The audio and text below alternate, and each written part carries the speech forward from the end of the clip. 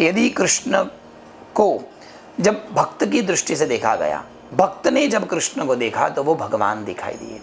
जब उन्हें कृष्ण को किसी कर्मवादी ने देखा तो कर्ममय कृष्ण देखे। भागवत यह भक्ति का ग्रंथ है। जो भागवत लिखा गया ना, वो भक्ति की दृष्टि से लिखा गया है।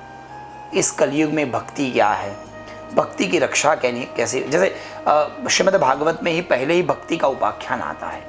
भक्ति की स्थापना के लिए सबसे उत्तम साधन यदि कोई है तो वो भागवत है। भागवत की कथा, भागवत के अध्ययन के द्वारा ही व्यक्ति परम भक्ति को पा सकता है। तो भक्ति की दृष्टि से जब लिखा गया तो वो भागवत ग्रंथ बना। इसलिए हमारे वहाँ ना कई कथाकार में जब बात होती है तो हम कहते हैं, एक पंक्ति आती है, विद्यावताम भागवते परीक्षा। बड़े बड़े विद्वानों की परीक्षा भागवत में होती है। अच्छा विद्वान ही भागवत को जान सकता है। ये भी मैं कहूँगा, शायद ये बात अच्छी नहीं लगेगी परंतु ये सत्य है।